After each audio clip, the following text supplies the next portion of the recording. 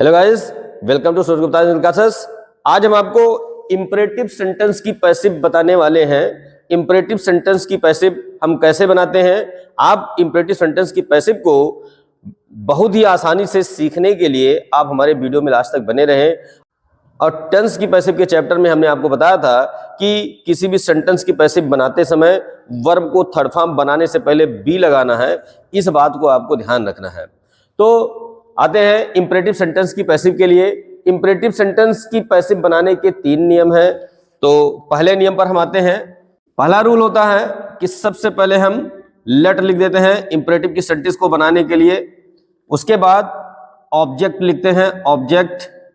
उसके बाद बी लगाते हैं और उसके बाद वर्ब को थर्ड फॉर्म बना देते हैं। जैसा कि हमने आपको टेंस की पैसिव में बताया था कि वर्ब को थर्ड फॉर्म बनाने से पहले बी लगाएंगे और एक्टिव वॉइस में वर्ब का जो रूप है पैसिव में वही रूप रहेगा आपके बी का।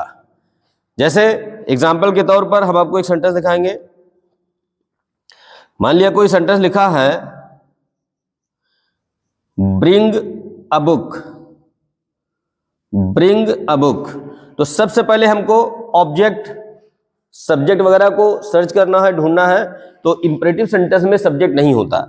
इंपरेटिव सेंटेंस में जो शब्द सबसे पहले लिखा हो यही वर्ब होता है और वर्ब के बाद वाला वर्ड आपका ऑब्जेक्ट होता है।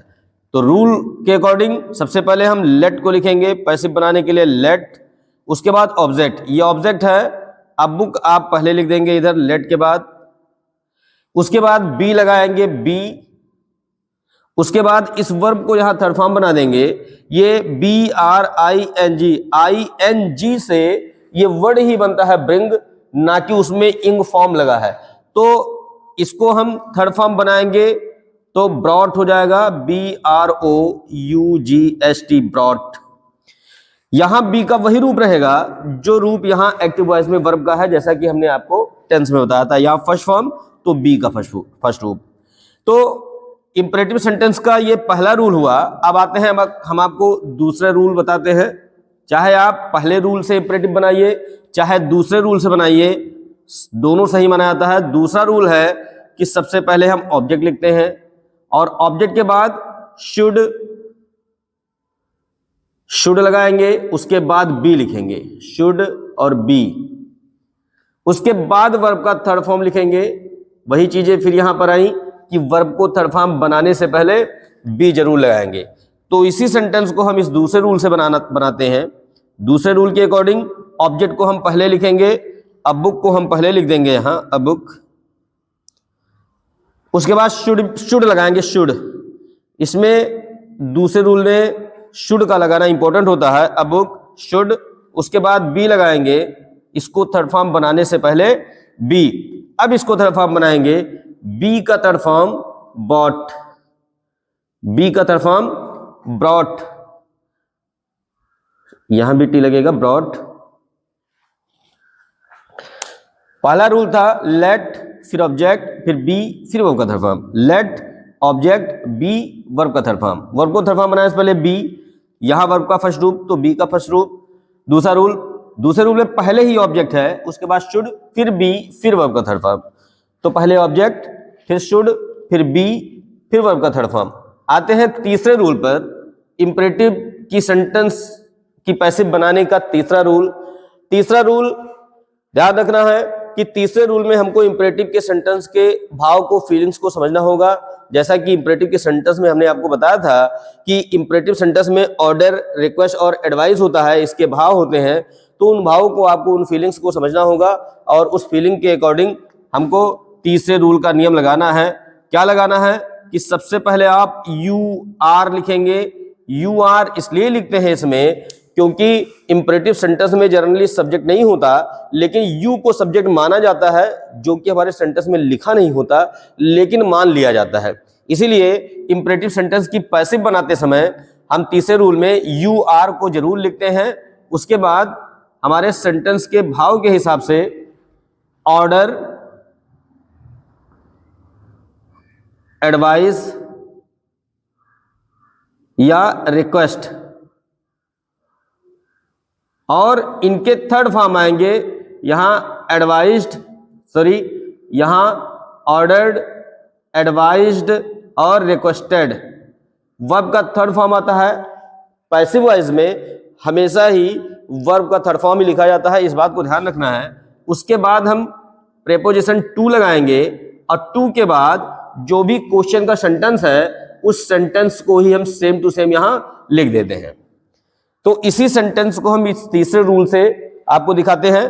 तीसरे रूल के अकॉर्डिंग सबसे पहले हम यू आर लिखेंगे, यू आर। अब हम इस सेंटेंस के फीलिंग्स को यहां फील करेंगे कि इस सेंटेंस में ब्रिंग अ बुक में इन तीनों में से कौन सी फीलिंग्स है, कौन सा भाव आता है। आदेश दिया जा रहा है, एडवाइस किया जा रहा है या किसी से रिक्वेस्ट किया जा रहा है। बताया गया ब्रिंग अ बुक मतलब एक किताब ले आओ, इसमें किताब को लाने का आदेश दिया जा रहा है, इसलिए यहां यू आर ऑर्डर्ड आएगा, यू आर ऑर्डर्ड, ऑर्डर्ड। और उसके बाद हम टू लगाएंगे, टू, और उसके बाद इस सेंटेंस को पूरा ब्रिंग अ बुक ऐसे लिख देंगे, bring a book, bring a book. तो ये हुआ तीनों रूल, और इन तीनों रूल से आपका एग्जाम्पल। ध्यान रखना है कि इन तीनों रूल में ये तीसरा रूल ऐसा है जिसमें कहीं भी ऑब्जेक्ट होने का जिक्र नहीं किया गया, ऑब्जेक्ट को लिखने का जिक्र यहां पर नहीं किया गया, जबकि इन दोनों रूलों में यहां भी ऑब्जेक्ट आया, यहां भी ऑब्जेक्ट आया। मतलब इंपरेटिव के सेंटेंस की पैसिव बनाने का तीसरा ये एक ऐसा रूल है जिसमें ऑब्जेक्ट हो या ना हो, हम हर प्रकार के इंपरेटिव के सेंटेंस की पैसिव बना सकते हैं इन तीनों रूलों से। लेकिन इन दोनों रूलों को भी ध्यान रखना है, क्योंकि आज हाई स्कूल और इंटर के क्लासेस में जो भी पैसिव से रिलेटेड जो भी क्वेश्चंस आते हैं या कोई भी ग्रामर से रिलेटेड क्वेश्चंस आते हैं, वो क्वेश्चन ऑप्शनल भी हो सकते हैं और चेंज करने को भी हो सकते हैं। ऑप्शनल में अगर हुआ तो तीनों में से कौन से रूल वाला ऑप्शन सही रहेगा ये कुछ कहा नहीं जा सकता, इसलिए हमको प्रैक्टिस तीनों रूल से करना है। लेकिन ये तीसरा एक ऐसा रूल है जिसमें ऑब्जेक्ट हो या ना हो पैसिव बन जाएगी, लेकिन इन दोनों रूलों से बिना ऑब्जेक्ट वाले सेंटेंस की पैसिव नहीं बन सकती। हम आपको एक सेंटेंस बिना ऑब्जेक्ट वाले पैसिव का एग्जांपल देते हैं, जैसे कम हियर। कम हियर, इसमें ऑब्जेक्ट नहीं है, ये हमारा इंपरेटिव सेंटेंस में जो सबसे पहले लिखा है यही वर्ब होता है, और ये ऑब्जेक्ट नहीं है क्योंकि आना से ये नहीं पूछ सकते क्या आओ, क्या आओ से आंसर नहीं मिलेगा, यहां ऑब्जेक्ट नहीं है, इसलिए इस सेंटेंस की पैसिव इन दोनों रूल से ना बनके बल्कि केवल तीसरे रूल से बनेगी, यू आर से बनेगी। तो सबसे पहले यहां आप लिखेंगे यू आर। अब यहां हम इन फीलिंग्स को फील करेंगे कि ऑर्डर है, रिक्वेस्ट है या एडवाइस है। तो कम हियर में ऑर्डर का भाव आ रहा है, इसलिए यहां ऑर्डर्ड लिखेंगे, ऑर्डर्ड, ऑर्डर्ड, और टू लगाएंगे। टू के बाद सारे सेंटेंस को यहां हम सेम टू सेम लिख देते हैं, कम और हियर। ये हुआ हमारा बिना ऑब्जेक्ट वाले सेंटेंस की पैसिव। तो इन तीनों रूलों को आपको रटना पड़ेगा इंपरेटिव की सेंटेंस की पैसिव को जानने के लिए। लेकिन अगर आप थोड़ा सा ध्यान देंगे तो पाएंगे कि हमने आपको जो टेंस में रूल बताया था, सेम टू सेम रूल इसमें लगता है। इसमें भी लगभग सेम रूल है, केवल यहां आपका लेट एक्स्ट्रा है और यहां टू बी की क्रिया के रूप में शुड आ गया है। बाकी सारे वही रूल है, लेट के बाद ऑब्जेक्ट, फिर वर्ब को थर्ड फॉर्म बनाने से पहले बी, और ऑब्जेक्ट बाई लगा के जो सब्जेक्ट को ऑब्जेक्ट के स्थान पे लिखते थे वो इसमें नहीं रहेगा क्योंकि इसमें सब्जेक्ट नहीं होता। वही चीज यहां है कि ऑब्जेक्ट को सब्जेक्ट के स्थान पे, सब्जेक्ट को ऑब्जेक्ट के स्थान पे, लेकिन सब्जेक्ट को ऑब्जेक्ट के स्थान पे नहीं लिखेंगे क्योंकि यहां सब्जेक्ट नहीं होता। और वर्ब को थर्ड फॉर्म बनाने से पहले बी, और बी से पहले टू बी की क्रिया मीन्स हेल्पिंग वर्ब। तो वही रूल हमारे यहां भी फॉलो होते हैं, लेकिन इस फार्मूले के हिसाब से आपको याद कर लेना पड़ेगा, रट लेना पड़ेगा। और ये तीसरा रूल ऐसा है जिसमें ऑब्जेक्ट ना होने पर भी हम पैसिव बना सकते हैं। तो ये हमने आपको अभी तक दिखाया इंपरेटिव के अफर्मेटिव सेंटेंस की पैसिव। अब हम आपको बताएंगे इंपरेटिव के निगेटिव सेंटेंस की पैसिव कैसे बनाते हैं। तो आइए अब हम आपको बताते हैं किसी इंपरेटिव सेंटेंस के निगेटिव सेंटेंस की पैसिव कैसे बनेगी। ध्यान दीजिए कि यही तीनों रूल आपके निगेटिव के सेंटेंस में भी लगेंगे, same to same rule. Same to same rule आपके निगेटिव में भी लगेंगे, बस केवल आपको एक काम करना है। निगेटिव सेंटेंस में क्या होता है कि हमें नॉट को लिख देना होता है। तो पैसिव बनाते समय, इंपरेटिव के सेंटेंस की पैसिव बनाते समय हम नॉट को कहां लगाएंगे, केवल आप इस बात को ध्यान रखिए। बाकी रूल सेम टू सेम यही तीनों लगेंगे। इन तीनों रूल की निगेटिव भी बनती है। तो ये दोनों रूल जो हैं, इसमें आपको नॉट कहां लगाना है, इस बात को ध्यान रखना है कि बी से पहले, जब हम बी का यूज करते हैं, इससे पहले हमको नॉट लगाना है। इस बात को आपको ध्यान रखना है।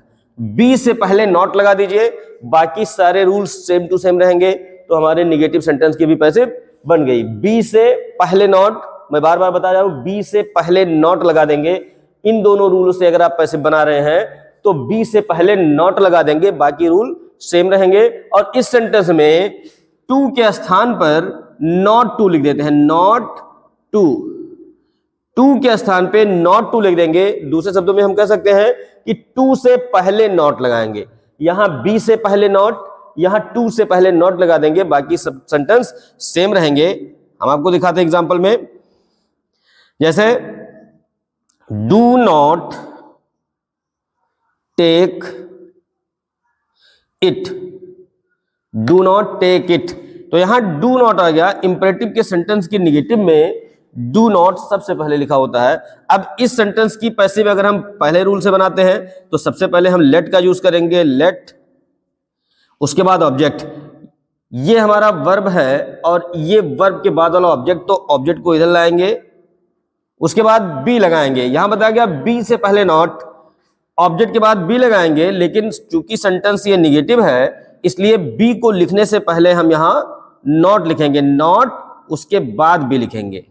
और अब लिखेंगे इस वर्ब का थर्ड फॉर्म, टेक का थर्ड फॉर्म टेकन, टेक का थर्ड फॉर्म टेकन।